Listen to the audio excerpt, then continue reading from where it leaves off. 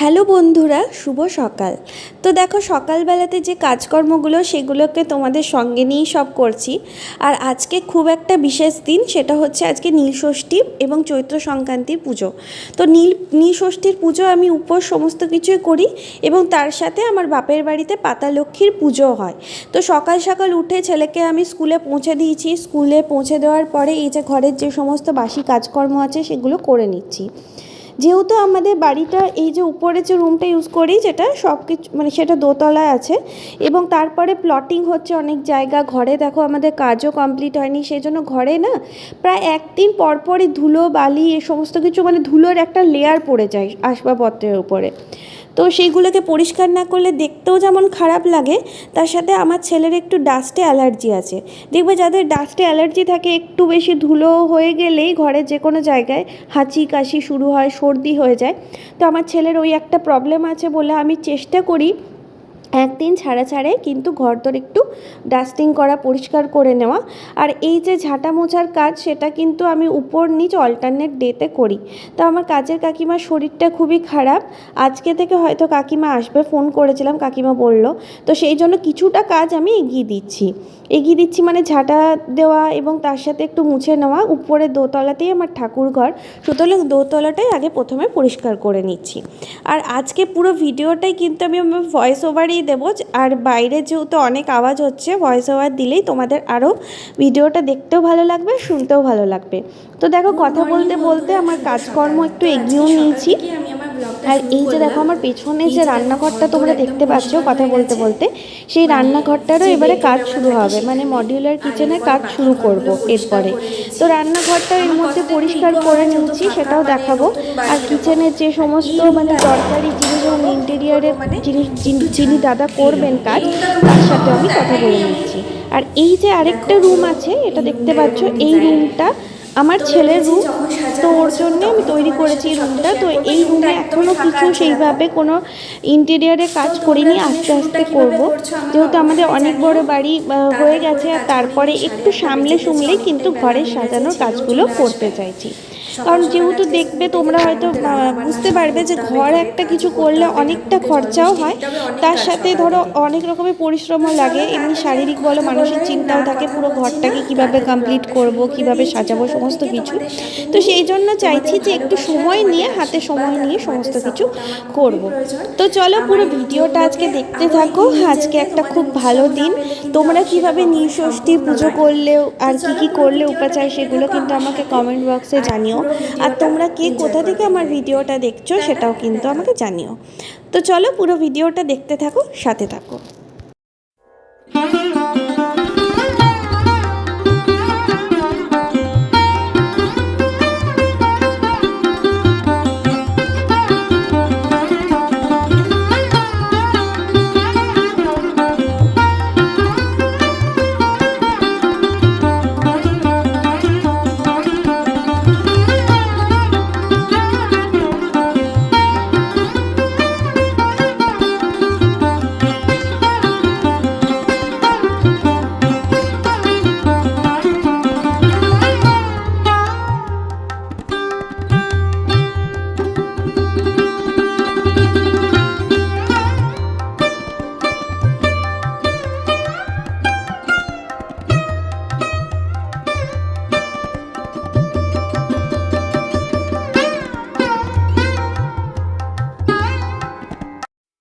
তো বন্ধুরা, এখন ঘড়িতে বাজবে 9টা কি 9:30।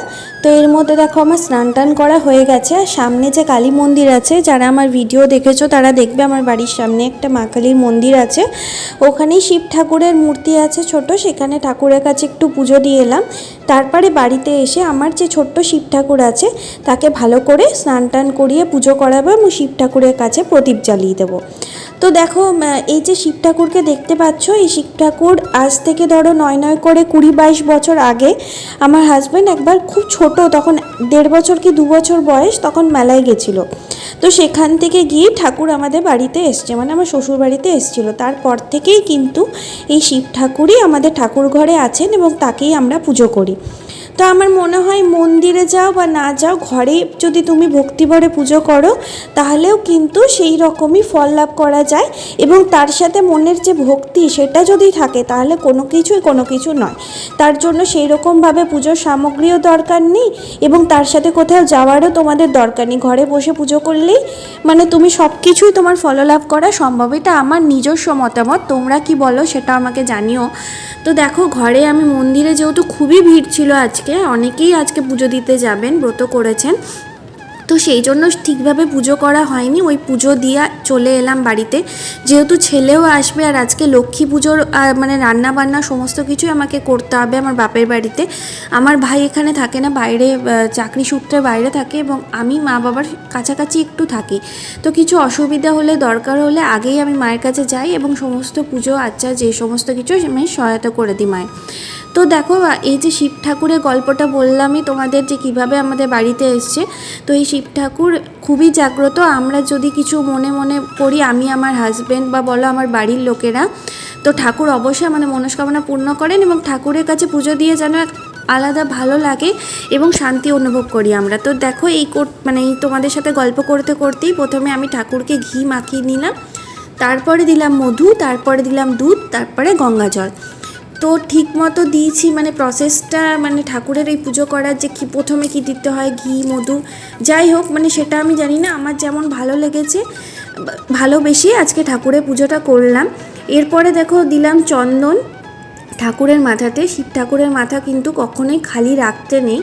তো এখানে সবসময় আমরা বেলপাতা পাই না, বেলপাতা না পাওয়ার দরুনে আমি এই যে পিতলের যে বেলপাতাটা, এটা নবদ্বীপ মায়াপুর গেছিলাম যখন, তখনই এটা কিনে নিয়ে এসেছি ভোলে বাবার জন্য। তো এই যে দেখো ঠাকুরকে প্রথম কথা সব কিছু দিয়ে পুজো করে দেওয়ার পরে তারপরে ফুলগুলো দিলাম সাদা আকন্দ ফুল, তার সাথে দিলাম সাদা ফুল। শিব ঠাকুরের খুবই প্রিয় সাদা ফুল, যেহেতু বেলপাতা পাইনি তো যা ফুল ছিল সামনাসামনি সেই সমস্ত ফুলই তুলে এনেছি। আর কিছু ফুল আমার মাও দিয়েছে, সেই ফুল দিয়েই কিন্তু আজকে ঠাকুরের পুজোটা করলাম। তো নীলষষ্ঠী পুজো আজকে ঠাকুরের কাছে প্রদীপ জ্বালিয়ে তারপরেই জল খাওয়া যায়।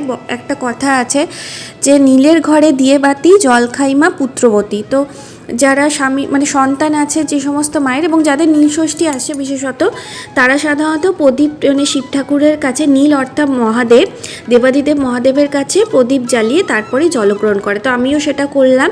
আর সর্বশেষে দেখো ফুল টুল দিয়ে দেওয়ার পরে আতপ চাল চন্দনের সাথে মিশিয়ে শিব ঠাকুরের মাথাতে দিলাম।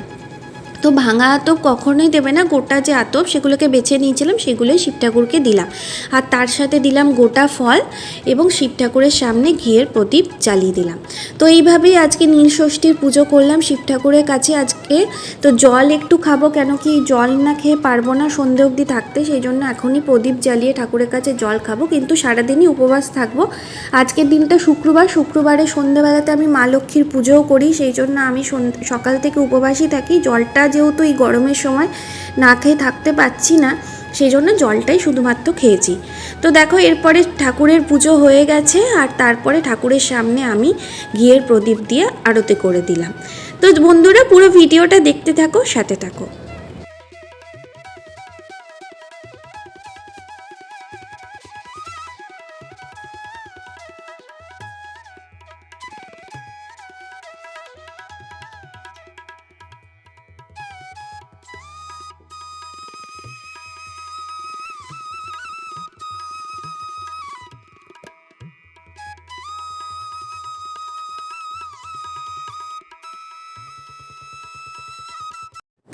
তো বন্ধুরা দেখো এরপরে আমি বাপের বাড়ি চলে এলাম। তো আজকে তোমাদের ভিডিও শুরুতেই বলেছি যে আজকে কিন্তু চৈত্র মাসের সংক্রান্তি এবং লক্ষ্মী পুজো। আজকে নীল পুজো যেমন হয়, নীল পুজো সেমনি লক্ষ্মী পুজো হয়। যাদের বাড়িতে পাতা লক্ষ্মী আছে তারা জানবে আজকে পাতা লক্ষ্মীর পুজো হয় চৈত্র মাসের সংক্রান্তিতে। তো দেখো চলে এসেছি বাপের বাড়িতে আর এরপরে রান্না বান্নার সমস্ত দায়িত্ব আমার উপরে। তো মা ঠাকুর ঘরে গেছে আর ঠাকুর ঘরে গিয়ে ঠাকুরের সমস্ত জোগাড় করে নিচ্ছে। আগে সকালে ঠাকুরের ফল এবং মিষ্টি দিয়ে ঠাকুরে ভোগ দেওয়া হবে এবং তারপরে দুপুরের যে ভোগের খাবার সেগুলোই কিন্তু আমি রান্না করছি। তো বেশি কয়েকজনের নয়, ঘরের লোকেরাই আমরা খাবো, বাইরে কাউকে আর বলা হয়নি। প্রতি বছরই মানে এই যে লক্ষ্মী পুজো তখন আগে মানে এর আগে যখন আমার মা করতো তখন অনেকজনকেই বলা হতো, কিন্তু এরপর মাও আর অত পারে না, আর মা বলে এত কাউকে আর বলিস না, শুধু আমাদের যে পুজো করবেন সেই কাকু আর আমরা বাড়ির লোকেরাই খাবো এই ভোগ, মায়ের ভোগ। তো দেখো এই যে করে নিলাম, আমি প্রথমে ভাজা করে নিচ্ছি। মায়ের 3 রকম 5 রকম 7 রকম যে যেরকম পারে ওরকম ভাজা করে, তো আমরা 3 রকমেরই ভাজা করছি। এটাতে ভাজা হচ্ছে তোমার বেগুন ভাজা, আলু ভাজা, আর লাস্টে ভেজে নেব বড়ি ভাজা। তো ভাজা যে কাজটা কিছুটা মা এগিয়ে রেখেছিল, আলুগুলো মা ভেজে নিয়েছিল, এরপরে আমি বেগুনটা ভেজে নিলাম। তারপরে যেটা করব সেটা হচ্ছে কলাইয়ের ডাল। তো কলাইয়ের ডাল খেতে আমার এমনিই খুব ভাল লাগে, দারুণ লাগে। আর এই দিন যেদিন নীলষষ্ঠী পড়েছে ওই দিন তো ভাত খাবো না, মা লক্ষ্মীর ভোগটাও খাওয়া হয়নি, আমি নিয়ে চলে গেছিলাম, পরের দিন সেটা খেয়েছিলাম, খুব সুন্দর হয়েছিল। মানে ঠাকুরের ভোগের আলাদাই মাইতি আছে, যেমনভাবেই রান্না করো সেটা যেন অমৃত সমান লাগে। তো দেখো এরপরে আমি যেটা করে নিচ্ছি সেটা বিরির ডাল। বিরির ডালে ফোড়ন দিলাম হচ্ছে প্রথমে সরষের তেল দিয়ে দিলাম 5 ফোড়ন, তারপর শুকনো লঙ্কা, এরপরে দিলাম হিং। তো হিং আর হলুদ আর তার সাথে একটু লঙ্কা গুঁড়ো দিয়েছিলাম, আর ডালটাকে আলাদাভাবে মানে হলুদ আর নুন দিয়ে সেদ্ধ করে রেখে দিয়েছিলাম। যেহেতু বিরি কলাইয়ের ডাল একটু দেখবে সময় লাগবে সেদ্ধ হতে, তো সেই জন্য আগের ভাগেই মা সেদ্ধ করে রেখে দিয়েছিল। তো তোমাদের সাথে কথা বলতে বলতে ডালও কমপ্লিট হয়ে গেল, এবং তার সাথে ঠাকুরের এই যে আমাদের যে পুরোহিত কাকু আছে উনি পুজোও দিয়ে দিয়েছেন মা লক্ষ্মীর। এই যে দেখো মা লক্ষ্মীকে তোমরা সবাই দর্শন করো, মা লক্ষ্মীর কৃপা যেন তোমাদের সবারই উপর বর্ষিত হোক। আজকের দিনে যেন সকল মায়ের সন্তানরা যেন ভালো থাকে, সুস্থ থাকে, এই কামনাই করছি আমার ভিডিওর মাধ্যমে। তো এই যে দেখো পাতা লক্ষ্মী পুজো তোমাদের কার কার বাড়িতে হয় সেটাও আমাদের জানিও, আর কী কী তোমরা ভোগ দিলে, কী কী করলে সেটাও কিন্তু আমার সাথে অবশ্যই শেয়ার করো কমেন্ট বক্সে, আমি তোমাদের রিপ্লাই করব। আর এই যে দেখো আমার রান্না বান্না মোটামুটি কিছুটা এগিয়ে রেখেছি, ভাজা হয়ে গেছে, এই যে ডাল ফুটছে, ডালও হয়ে গেল। তো ডাল হওয়ার পরে আজকে যে যে রান্নাগুলো হবে সেগুলো এক এক করে নিচ্ছি। এরপরে ডাল হয়ে যাওয়ার পরে বসিয়ে দিলাম চচ্চড়ি করব। এরপরে চচ্চড়িতে থাকবে আলু, ডাঁটা, বেগুন এই দিয়ে চচ্চড়ি করব, আর পোস্ত সর্ষে বাটা দিয়ে। তো প্রথমে দেখো কড়াইয়ে তেল দিয়ে দিলাম, তেল দিয়ে দেওয়ার পরে যে আলুগুলো আছে সেগুলোকে আগে ভালো করে কষিয়ে নেব, একটু হলুদ, নুন এবং তার সাথে একটু লঙ্কা গুঁড়ো সেই দিয়ে। আর আজকে তোমরা জানোই পুজোর খাবার যেহেতু সব কিছুই নিরামিষ এবং আলাদাভাবে করা। তো এই যে প্রথমেই দেখো আলুগুলোকে প্রথমে ভেজে নেব, ছোটো ছোটো করে আলুগুলোকে কেটে রেখেছে মা। খুব বেশি করে যদি বড় বড় আলু কাটা হয় তাহলে সেটা সেদ্ধ হতে একটু সময় লাগে, যেহেতু চচ্চড়ির আলু সেহেতু এরকমই আলু ভাজার মতো করেই কাটা রয়েছে। এরপর হলুদ দিয়ে দিলাম, নুন দিয়ে দেবো, এবং তার সাথে যে মশলাগুলো আছে সেগুলো দিয়ে দেবো, এই যে কাশ্মীরি লঙ্কার গুঁড়ো এগুলো দিয়ে। তো আমি সব ভিডিও মানে এই ভিডিওতে অনেক মানে রান্নার আইটেম ছিল, সেগুলো সব হয়তো তোমাদের দেখাতে পারবো না। পায়েসটা আগেই করে রাখা হয়ে গেছে, পায়েসটা আমার মা করেছে। তো ঠাকুরের খাবার তো গরম গরম ঠাকুরকে দেওয়া যাবে না, সেই জন্য একটু তাড়াতাড়ি রান্না বসিয়ে নিয়েছি। আর বলতে নেই ঠাকুরের আশীর্বাদে, মা লক্ষ্মীর আশীর্বাদে ভোগও খুব ভালো হয়েছিল, এবং তার সাথে 12টার মধ্যে আমাদের রান্না পুরো কমপ্লিট হয়ে গেছিলো। সেই জন্য ঠাকুরের ভোগ একটু ঠান্ডা হওয়ার পরে তারপরে ঠাকুরকে পরিবেশন করে দেওয়া হয়েছিল। এই যে দেখো কথা বলতে বলতেই আমার এই যে চচ্চড়িটা কষানো হয়ে গেছে। কষাবার পরে এর মধ্যে দেব ধনে গুঁড়ো, একটু জিরে গুঁড়ো অল্প পরিমাণে, সামান্য পরিমাণে। আর মেন ব্যাপার হচ্ছে সেটা হচ্ছে এই যে চচ্চড়িতে একটু কষিয়ে নিলে বেশি করে দেখবে টেস্টটা খুব ভালো হয়। আর এই ঠাকুরের ভোগের চচ্চড়ি খেতে কিন্তু আমার খুব ভালো লাগে, এই চচ্চড়ি পেলে যেন এক থালা ভাত আরামসে খেয়ে নেবো এরকম। তো একদিন নিজের রান্নাঘরে আমি তোমাদেরকে তেঁতোর ডাল আর চচ্চড়ি মানে রেসিপি ঠিক নয় মানে করবো, আর তোমাদের সাথে পুরো ভিডিওর মাধ্যমে সেটা শেয়ার করব। একদিকে পোস্ত সর্ষে বাটাটা বেটে নিয়েছি, আর এই চচ্চড়ির মধ্যে এটা মিক্স করে দিয়েছি। এরপরে এটাকে একটু কষিয়ে নিলেই কিন্তু আমার চচ্চড়িটা কমপ্লিট হয়ে যাবে। তো দেখো 2-3টা আইটেম কথা বলতে বলতে তোমাদের সাথে গল্প করতে করতেই হয়ে গেল।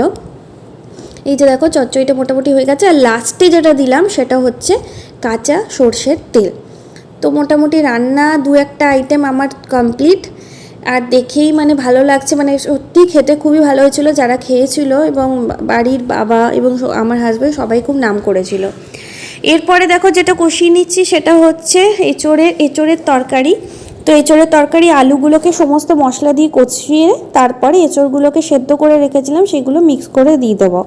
আর আরেকটা টিপস আমি তোমাদের সাথে শেয়ার করছি, সেটা হচ্ছে আমার মায়ের কাছে আমি শিখেছি। এটা মানে নিরামিষ রান্নাতে দেখবে অনেক সময় আমরা ভাবি কী মশলা দেবো, কেমন টেস্ট হবে, তো একটু আদাটাকে আগে বেটে নেবে। তার সাথে একটু হিং দিয়ে দেবে। হিং দেওয়ার পরে সে আদাটাকে একটু সময় রেখে দেবে ভিজিয়ে, ওই আদা আর হিঙের পেস্টটা। দেখবে যে কোনো নিরামিষ তরকারিতে তুমি যদি পেস্টটা দাও, ধরো টমেটো এবং তার সাথে জিরে গুঁড়ো, ধনে গুঁড়ো দিয়ে লঙ্কা গুঁড়ো এবং তার সাথে ওই যে আদার যে পেস্টটা যদি দাও, খুব সুন্দর টেস্ট হয়। এই যে দিলাম আমি এইমাত্র, ওইটাই বলছিলাম, ওটা যদি তোমরা দাও তো যে কোনো তরকারি আইটেম খুব ভালো লাগবে। আর আমার মা যেহেতু মানে শুক্রবার দিন দেখো নীলষষ্ঠী পুজো পড়েছে, আর আমার মা মা সন্তোষীর পুজো করেন বাড়িতে, তো সেই জন্য কোনো রান্নাতেই কিন্তু টক দেওয়া হয়নি। আর যেহেতু নিয়ম আছে যে এই দিন টকের ডাল বা ধরো মানে আমের চাটনি করতেই হবে, তাই সমস্ত কিছু আমিই রান্না করেছি টকটা, এবং চাটনিটা আমি ঠাকুরকে পরিবেশন করেছি। তো দেখো এইভাবেই আমি রান্নাগুলো একটা একটা করে কমপ্লিট করে নিচ্ছি, আর তোমাদের সাথে অনেকটা সময় গল্পও করে নিয়েছি। তো পুরো ভিডিওটা দেখতে থাকো, আর আমাকে জানিও কিন্তু আমার ভিডিওটা তোমাদের কেমন লাগছে। তো দেখো আমার রান্না মোটামুটি কমপ্লিট হয়ে গেছে সবই। এই যে দেখো চচ্চড়ি, এঁচোড়ের তরকারি করেছি, এই যে পায়েসটা আছে সেটা মা আগেই করে রেখেছে, তার সাথে ভাজা 3 রকমের, বেগুন ভাজা, আলু ভাজা, বড়ি ভাজা, আর তার সাথে এই যে বিরির ডাল একদম পাতলা করে, এবং লাস্টে যেটা করেছি সেটা আলু পোস্ত, সেটা তোমাদের করে দেখালাম না। তো মোটামুটি খাবারগুলো ঠান্ডাও হয়ে গেছে, আর এই যে আমার মা খাবারগুলোকে পরিবেশন করে দিচ্ছে। এই যে 5টা জায়গায় ভাগ আছে, এটা পঞ্চদেবতার, এটা মানে ভোগ, 5 জায়গায় 5 রকমের ভাজা তরকারি যা যা করেছি মানে মা লক্ষ্মীর জন্য দেওয়া হবে, সেই সমস্ত ভোগই কিন্তু পঞ্চদেবতার জন্য আলাদা করে সাজিয়ে নিতে হবে। তো এই যে দেখো সমস্ত কিছু আমার মা খুব সুন্দরভাবে থালায় পরিবেশন করে দিচ্ছে। আর চাটনিটা কিন্তু মা দেয়নি, চাটনিটা আমি ঠাকুরের কাছে নামিয়ে দিয়েছিলাম। তো আমাদের 2টো ঠাকুরঘর আছে, আরেকটা ঠাকুরঘরে মা পাতা লক্ষ্মীর পুজো করা হলো, এবং আরেকটা ঠাকুরঘর যেটাতে আছে ওইখানে মা সন্তোষীর মা আজকে বা অন্য দেবদেবীর পুজো আজকে হয়েছে। তো এই যে দেখো মা এক এক করে সব কিছুই করে দিচ্ছে, ভোগ সাজিয়ে দিচ্ছে। তো পুরো ভিডিওটা দেখতে থাকো, সাথে থাকো।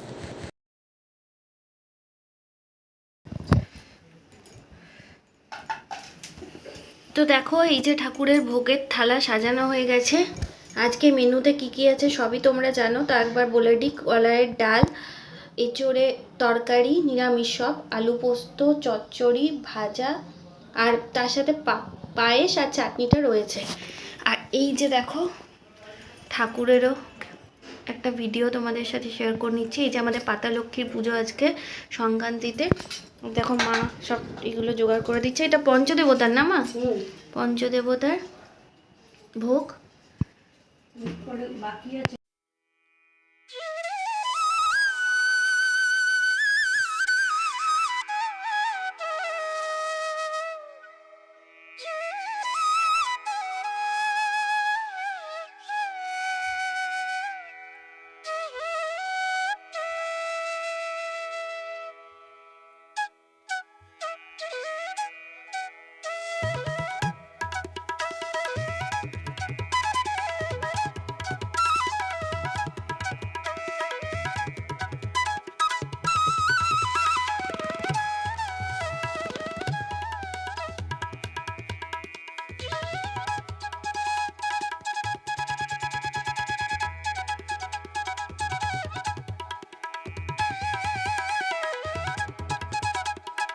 আজকে ভিডিওটা আমি এখানে এন্ড করছি। আমি বাড়ি চলে এসেছি, ভোগের রান্না সমস্ত কিছু আজকে কি কি করলাম সবই তোমাদের সাথে শেয়ার করলাম। তো আমার ভিডিওটা তোমাদের কেমন লাগছে অবশ্যই জানিও। যদি আমার ভিডিওটা ভালো লেগে থাকে তো লাইক করো, শেয়ার করো, সাবস্ক্রাইব করো আমার চ্যানেলটা। ততক্ষণের জন্য বাই, সবাই ভালো থাকো, সুস্থ থাকো।